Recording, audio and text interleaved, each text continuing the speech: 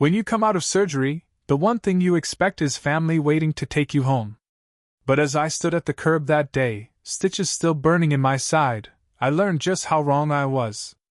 The automatic doors of St. Mary's swung open, spilling me into the daylight like a man being pushed out of another world. My head was still cloudy from the anesthesia, a dull ache humming behind my temples. The nurse who wheeled me to the exit smiled politely, reciting the discharge script as if it were lines from a play: no lifting, no sudden movements, no being left alone. She didn't linger, she had other patients to tend to. Your family's on the way, right? She asked as she set the brake on the wheelchair. Yes, I said automatically, even though I hadn't heard from Daniel since last night. She nodded, satisfied, and left me there under the awning with my plastic bag of medications and aftercare instructions. The world outside felt too bright too fast. Cars pulled up, doors opened, people climbed in. Every few minutes, I turned my head, expecting to see Daniel's gray SUV glide around the bend.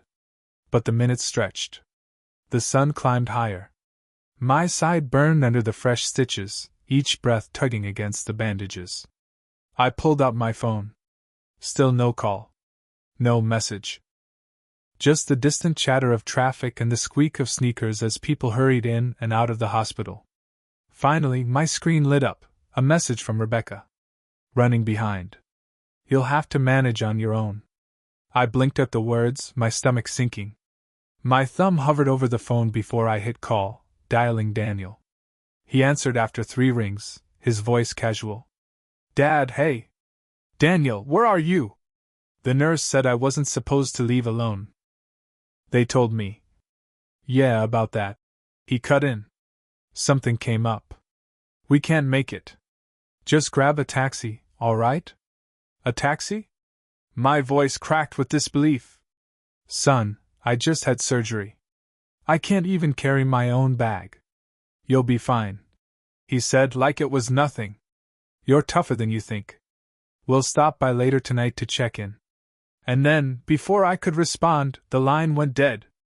I sat in the wheelchair, gripping the phone so tightly my hand shook. Around me, families were embracing, laughing, piling into cars. A teenage girl leaned on her mother's shoulder. A young father carried his toddler in one arm while balancing flowers in the other. Everyone had someone. Except me. I forced myself to stand, the effort sending a wave of dizziness through me. A passing orderly asked if I needed help, and pride made me shake my head. I shuffled forward, waving down a cab. The driver eyed me in the mirror as I lowered myself carefully into the back seat. He didn't offer to help, not really. Just muttered about the traffic as he pulled away from the curb. Every bump, every stoplight was agony. I pressed my palm to my stitches, gritting my teeth, staring at the city sliding past the window. Familiar streets blurred into unfamiliar territory. My house had never felt farther away. By the time we pulled into my driveway, my shirt was damp with sweat. The cabbie popped the trunk, then sat drumming his fingers on the steering wheel. I fumbled cash from my wallet, tipped more than I should have, and climbed out slowly. He drove off before I even reached the porch. The house loomed quiet, small against the evening light. I had pictured arriving home to Daniel waiting, maybe even Rebecca too, some warmth, some comfort. Instead, the silence was suffocating. Inside, the air was stale. Dust caught in the afternoon beams slicing through the blinds. No welcome home meal. No words of encouragement. Just me and 4 empty walls. I sank into the recliner, groaning at the pull in my side. The nurse's instructions blurred in my mind, but one thing stuck: don't be alone tonight.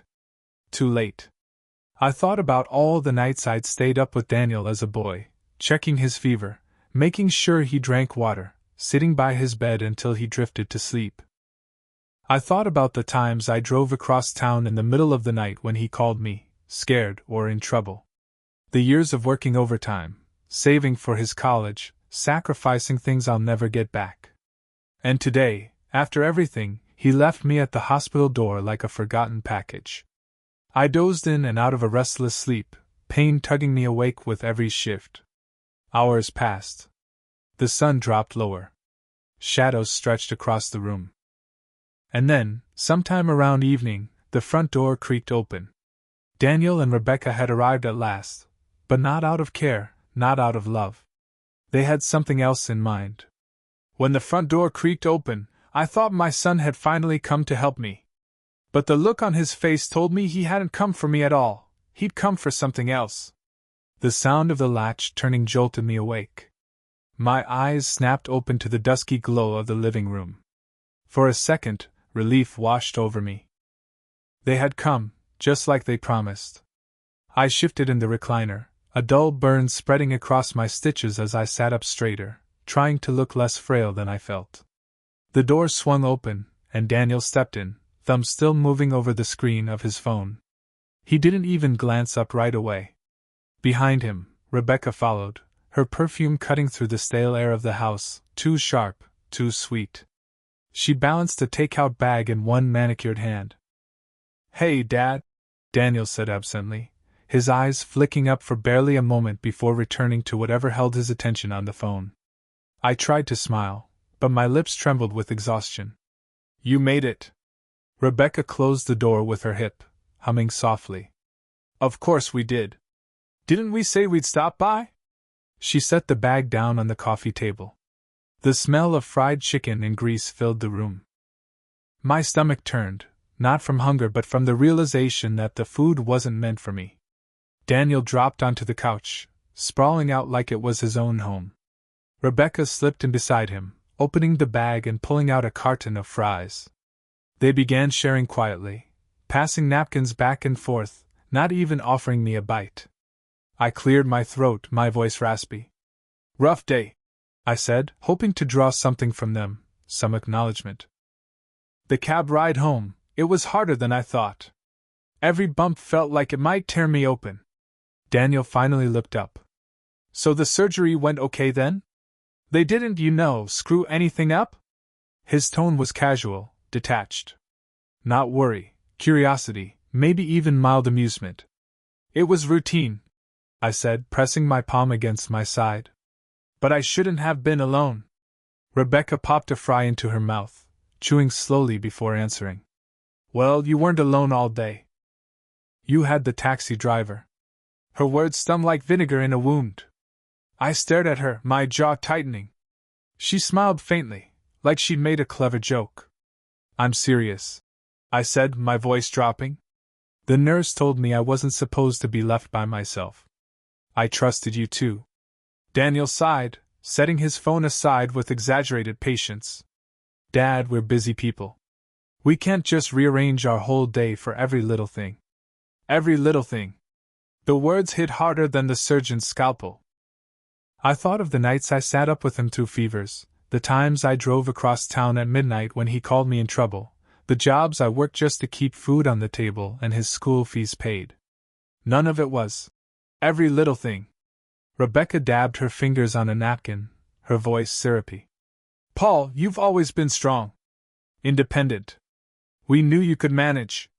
You're tougher than you'd give yourself credit for." The patronizing tone made my blood rise, but I bit it back. I didn't have the strength for a fight. For a few minutes, the only sounds were their chewing and the faint hum of the refrigerator. I sat in silence, my body aching, my mind whirring with disappointment so sharp it felt like betrayal. Then Daniel leaned forward, resting his elbows on his knees. His expression shifted, no longer distracted, no longer casual. Sharper. Intentional. "Anyway," he began, his voice steady, "we didn't just come to check on you. We wanted to talk about something." Rebecca straightened, brushing crumbs from her lap. Her eyes gleamed as she added, "Yes. Something important." The air in the room thickened. My pulse picked up, though I didn't know why yet. The way they looked at me, leaning closer now, united in purpose, told me that whatever they were about to say had nothing to do with my health or my recovery. It had to do with them. And as Daniel's mouth opened to speak, a cold dread curled in my stomach. When your own blood looks you in the eye, you expect love, or at least respect. But as my son started talking that night, I realized all he saw in me was a bank account with a heartbeat. Daniel rubbed his palms together like he was warming up for a pitch at work. Rebecca sat poised beside him, her legs crossed, her smile fixed but empty. Dad, Daniel began, lowering his voice into something that was supposed to sound thoughtful. We've been talking a lot lately. About the future. About how things are going to play out. My stitches ached as I shifted in the recliner. Future? I repeated. Rebecca leaned forward, her tone gentle, like she was explaining something to a child. Yes, Paul. The future. Yours, ours, all of it's connected. And with your health being what it is. My health? I cut in sharply. I had routine surgery. I'm sore, not dying. Daniel raised his hands, feigning calm. Of course, of course. But you've got to admit, you're not as strong as you used to be. You said yourself that the cab ride nearly did you in. We're just trying to be realistic. Realistic. The word tasted bitter. Rebecca reached into her purse and pulled out a folder, slim but deliberate. She set it on the coffee table, right next to the grease-stained takeout cartons.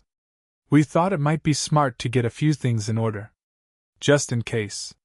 My chest tightened as I stared at that folder. What kind of things?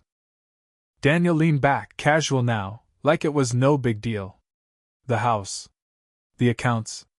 You know, making sure everything's squared away. We wouldn't want to be scrambling if something happened. I let out a dry laugh that scraped my throat. Something like being abandoned at a hospital curb. Rebecca's smile faltered, but she quickly recovered. Paul, don't be dramatic. We're just thinking ahead. It's what families do. Families. I thought of the years I spent breaking my back so Daniel could go to college, the nights I came home so tired I fell asleep in the doorway, the vacations I skipped, the clothes I never bought myself, because my boy needed braces, or a car, or help with rent. I thought of the promises I made to his mother before she passed, to always be there for him, to make sure he had the life we never had. And now here he was, sitting on my couch with his wife, circling me like vultures. I'm not signing anything, I said, my voice low. Daniel's jaw tightened. Dad, don't make this harder than it has to be. We're not trying to take anything from you. We just want to make sure things are streamlined. Streamlined, I repeated. That's a nice word for cutting me out while I'm still breathing. Rebecca's eyes flashed. She leaned forward, her voice firmer now. Paul, you're living in a 4-bedroom house all by yourself. It doesn't make sense. You could downsize, move into something easier, and let us take care of the rest. Take care of it, I muttered. That's what this is really about, isn't it? You don't want to take care of me. You want to take care of the house. Daniel's face hardened, the mask slipping. Dad, you're being paranoid. We're trying to help. But the way he said it, sharp, impatient, told me the truth. They hadn't come for me. They'd come for what was mine. Rebecca tapped the folder, sliding it closer across the table. Just look it over. That's all we ask? We'll even bring dinner tomorrow, make a night of it. I stared at the folder, then at them. My chest ached, but not from the surgery. From something deeper. A realization that cut sharper than any scalpel.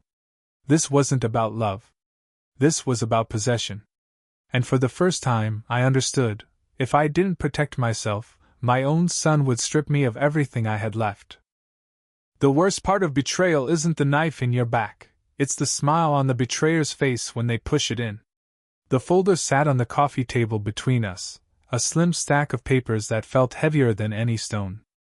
I could almost hear it humming in the silence, drawing all the air out of the room. My son's eyes lingered on it, not on me. I leaned back in the recliner, the leather creaking under my weight, pressing my palm against my sore side. I told you, I said slowly. I'm not signing anything. Daniel's jaw twitched. He tried to mask it, but I'd known him too long. His patience was fraying. Rebecca, though, smiled sweetly, her voice calm. Paul, nobody's forcing you. We're just asking you to think about it. That's all. Think about how much easier life would be if you didn't have to worry about bills, upkeep, all that empty space. Empty space? I muttered.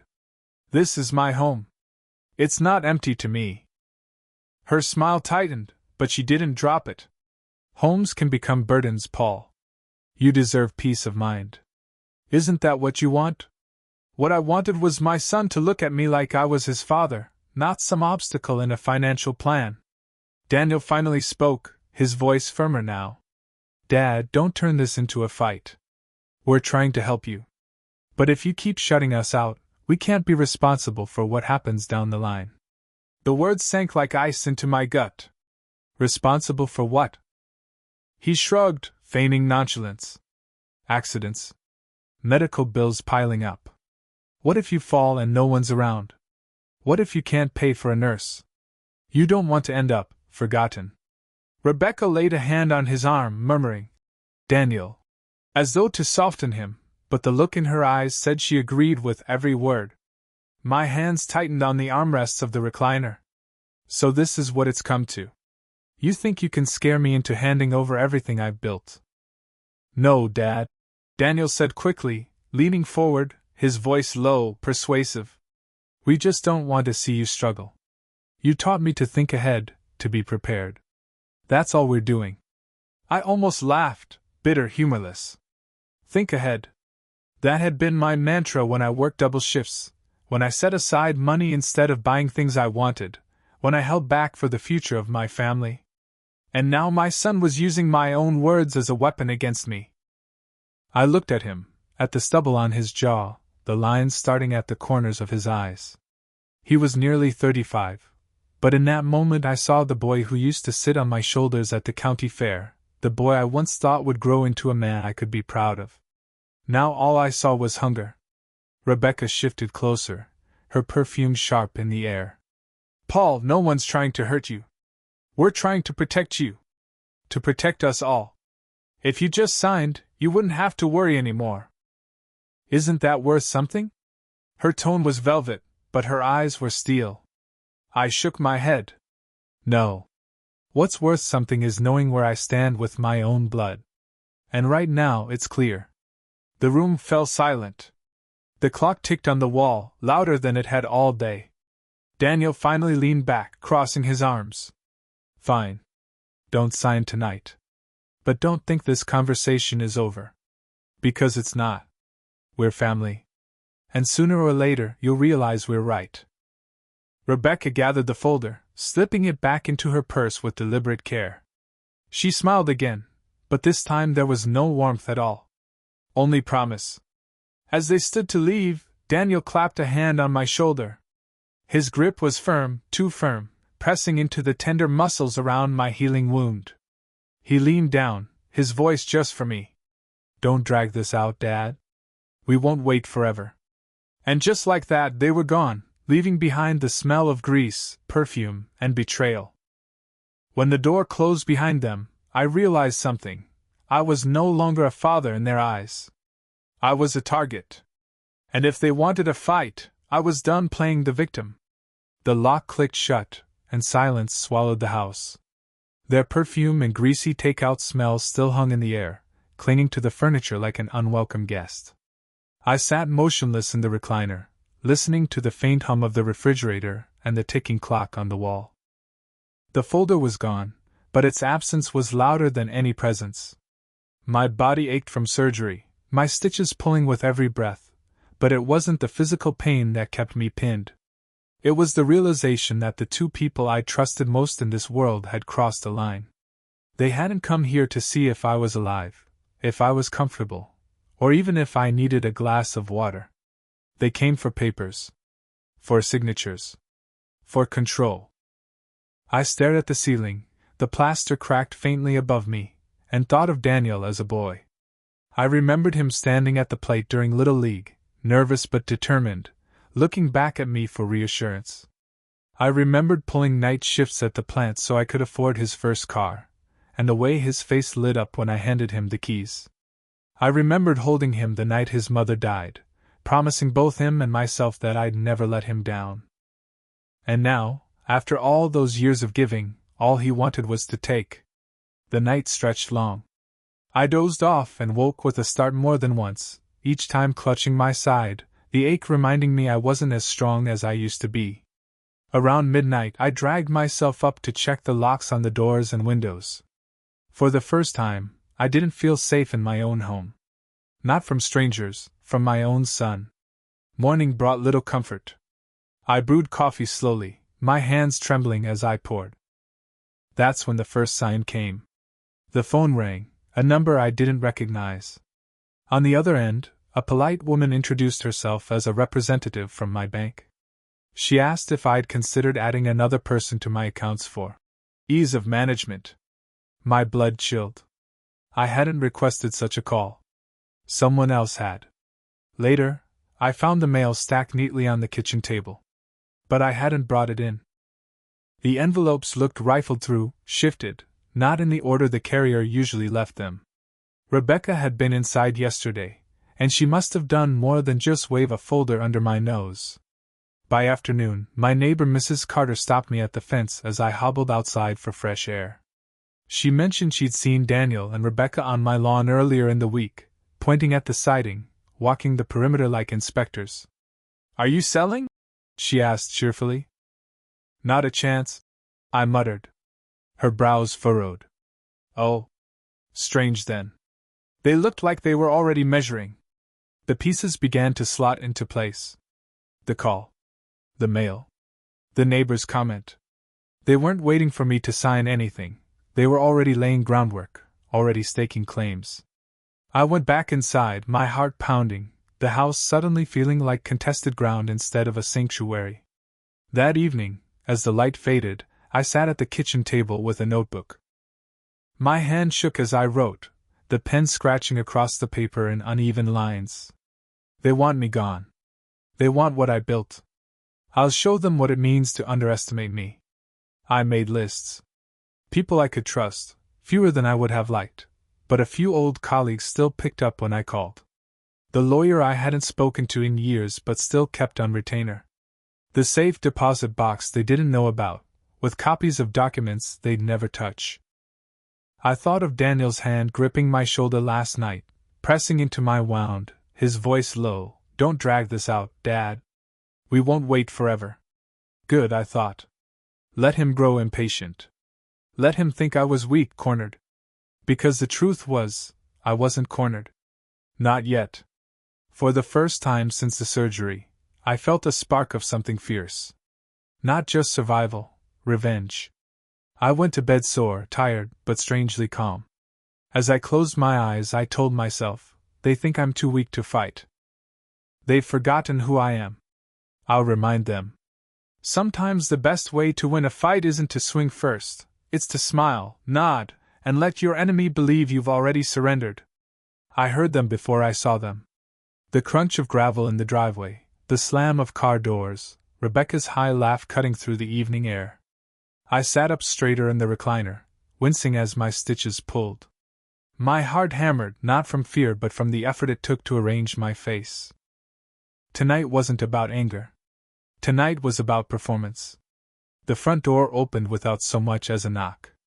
Rebecca breezed in first, her perfume arriving a second before she did. She carried a greasy takeout bag, holding it high like a gift. "Paul, we brought dinner," she announced. "Thought you might appreciate something warm." I forced a smile, small and weary. "That's thoughtful. Thank you." Daniel trailed behind her, folder tucked under his arm, his eyes scanning the room as if checking inventory.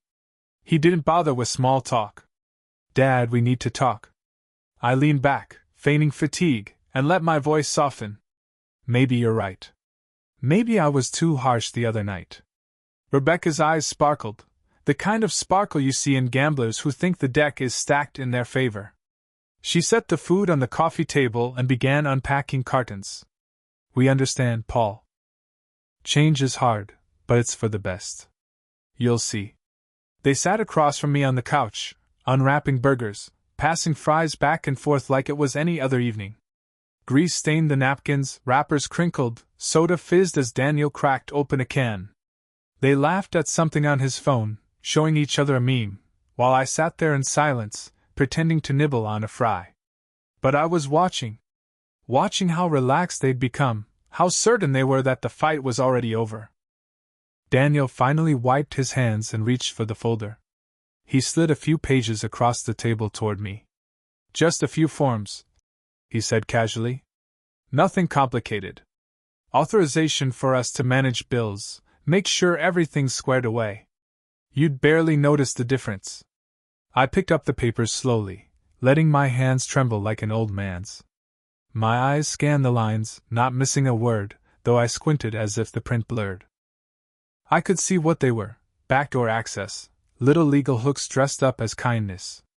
"I don't know much about these things," I murmured, setting the papers down carefully. "I'd need time to read." Rebecca leaned forward, her smile polished, her voice smooth. "Of course. But don't let it worry you. That's what we're here for. We'll handle the details." I nodded, keeping my face blank. "I suppose I could consider it, if it really helps." Daniel's face broke into a smile, the first genuine expression I'd seen from him in weeks. But it wasn't joy. It was hunger, plain as day. "That's all we ask, Dad. Just consider it."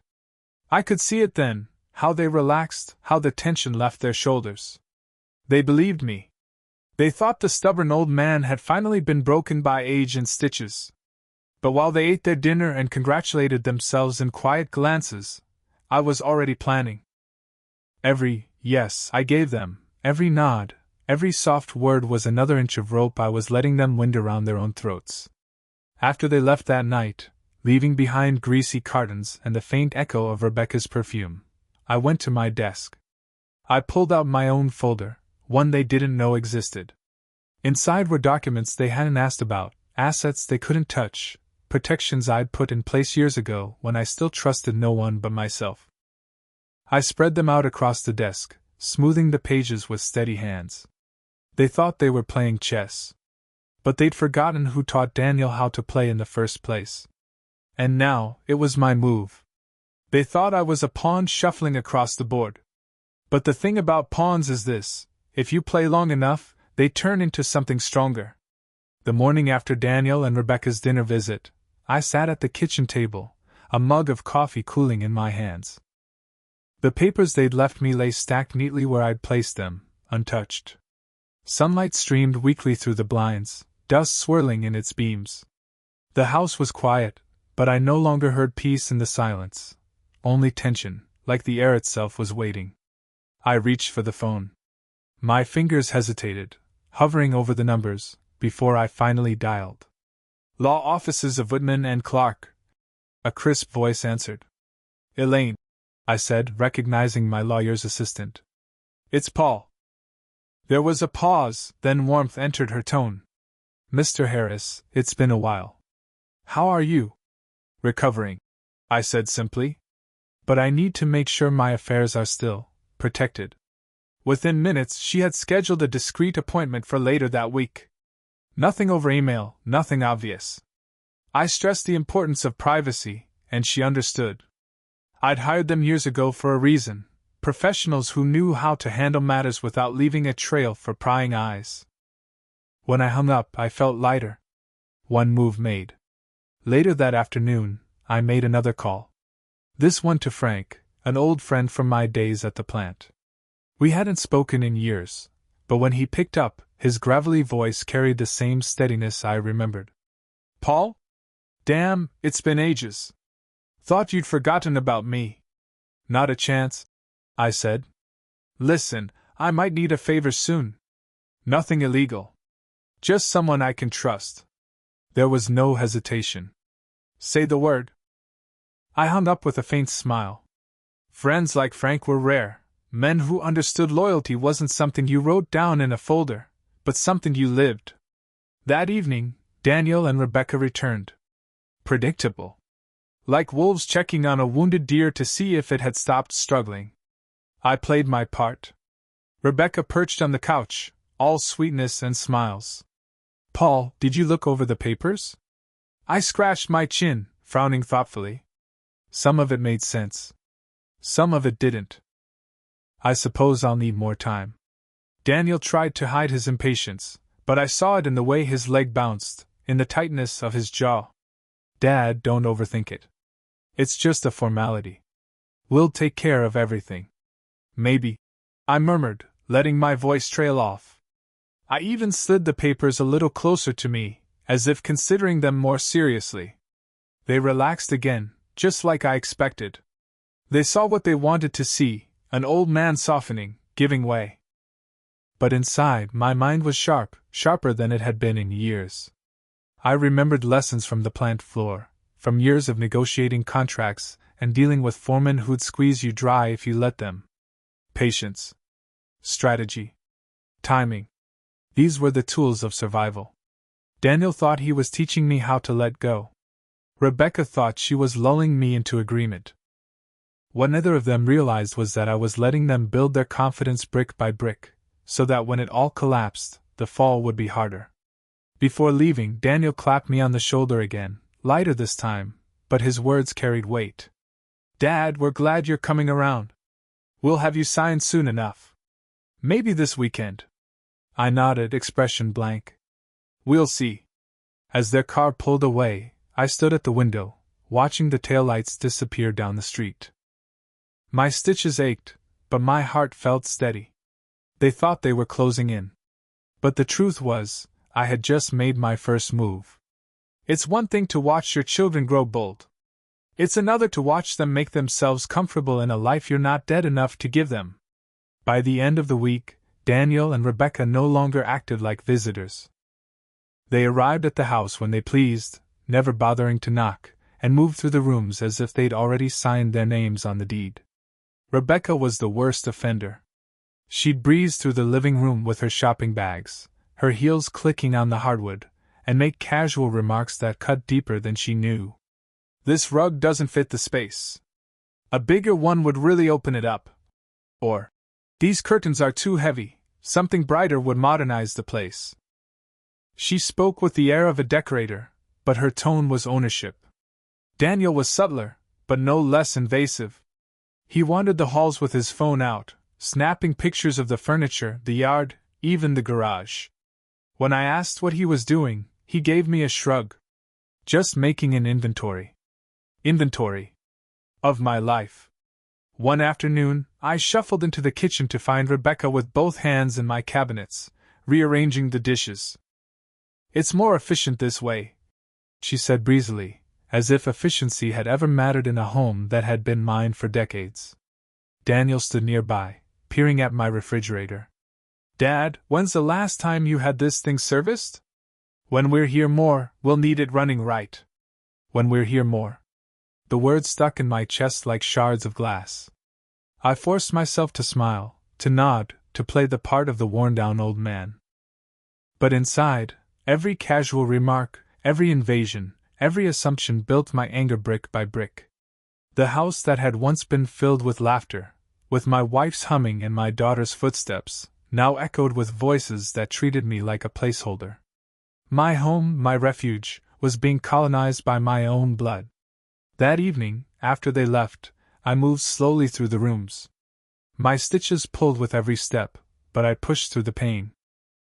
I gathered what mattered: the family photo albums, the old pocket watch from my father, the few valuables that hadn't already caught Rebecca's eye. I tucked them into a box and carried it carefully up to the attic, hiding it beneath insulation and tarps. Out of sight. Out of their reach. I also opened my desk drawer and pulled out my own folder, thick, dusty, but intact. Inside were documents they didn't know existed, records, accounts, protections I'd put in place years ago when I still trusted my instincts more than anyone else. They thought the house and my savings were ripe for the taking. They had no idea what walls already stood between them and what they wanted. The next morning, I called Elaine again at the law office. We spoke carefully, in coded language, but she understood. I wanted more protections. Stronger locks, not on doors, but on paper.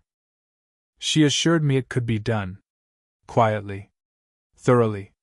Later, I dialed Frank again, the old friend from the plant. We talked about small things first, weather, sports, aches and pains. But before hanging up, I told him plainly. I might need someone to witness a storm that's coming. Frank chuckled. Storms never scared me, Paul. Just say when. When Daniel and Rebecca returned that evening, they found me sitting calmly in the recliner, the folder they'd left in plain sight on the table. Rebecca pounced first. Have you thought more about the papers? I sighed, rubbed my forehead, and gave them what they wanted. Some of it makes sense. Some of it's confusing. But maybe I'm starting to see the logic. Her eyes sparkled. Daniel's legs stopped bouncing. They believed me. We ate together again, greasy food on the table, Rebecca chatting about how she'd redo the guest bedroom. Once things were settled, Daniel nodded along, already claiming the space as if I weren't sitting right there. I nodded too, slow and patient. Outwardly compliant. Inwardly sharpening the knife of patience. When they finally left, I stood at the window, watching their car roll down the street. The night pressed quiet around me. They thought they were establishing control. They thought they were winning. But what they were really doing was writing their own downfall. And soon, I promised myself, it would be time to flip the board on them. The cruelest trick you can play on someone who thinks they're winning is to let them believe it a little longer, just long enough for the ground to vanish beneath their feet.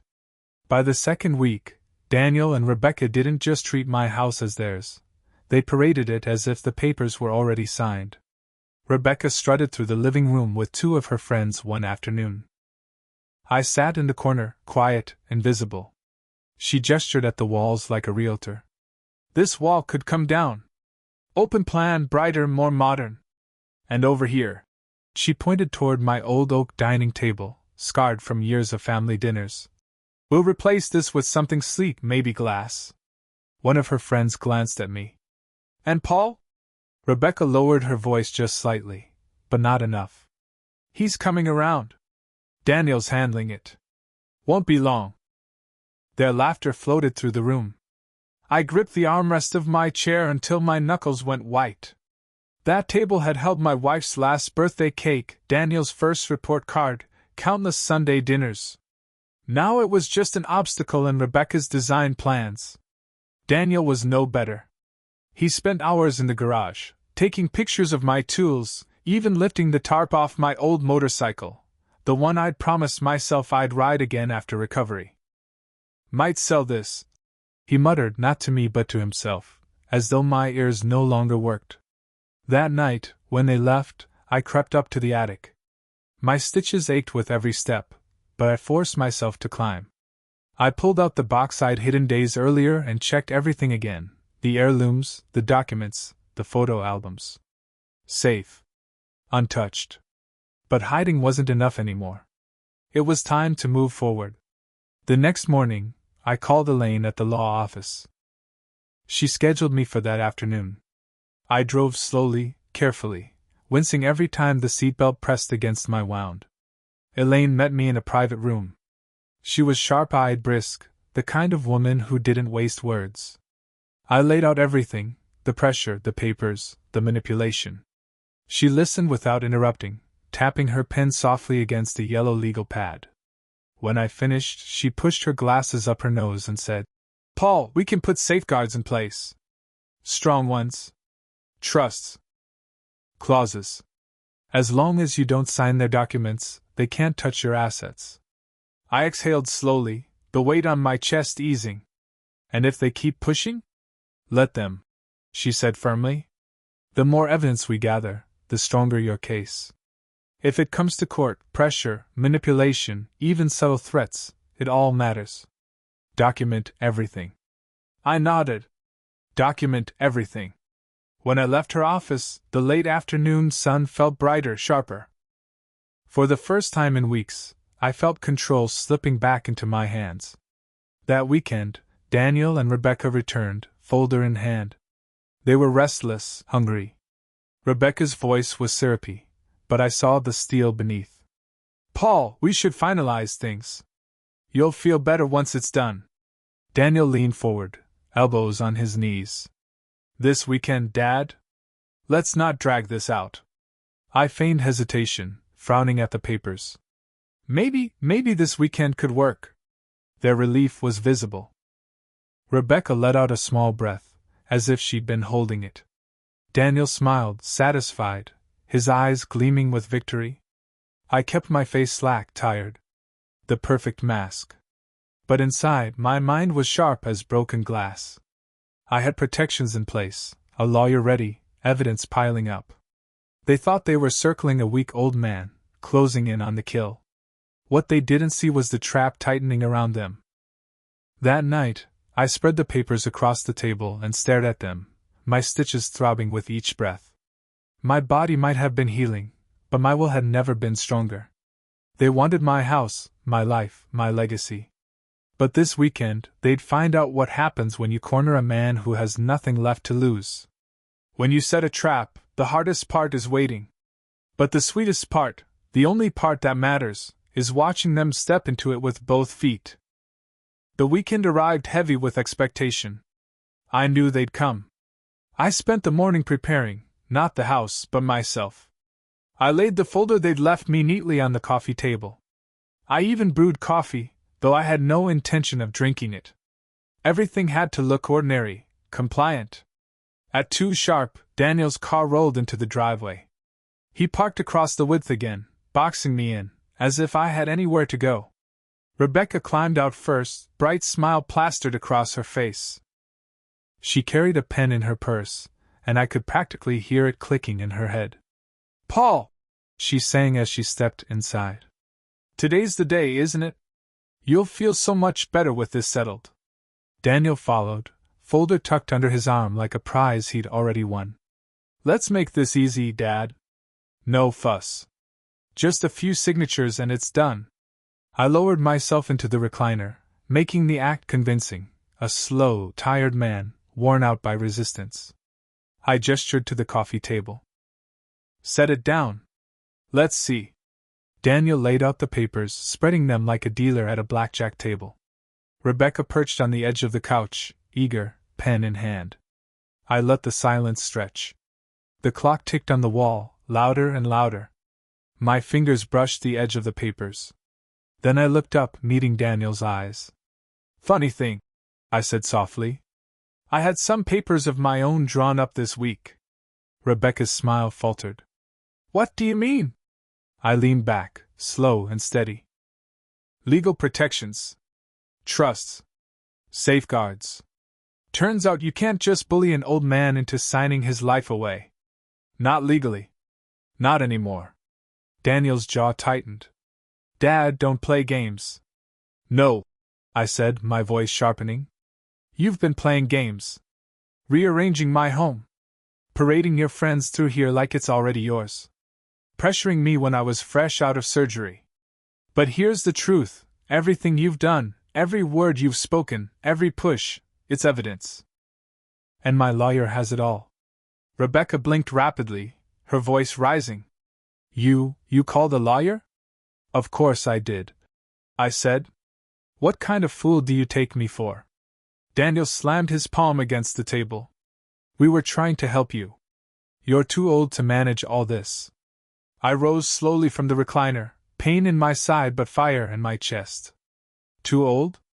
I spat. "Old enough to work myself into the ground so you could go to college. Old enough to pay your rent when you couldn't. Old enough to bury your mother and still keep this house standing for you. And this is how you repay me? By circling like vultures before I'm even cold?" His face flushed red, but he said nothing.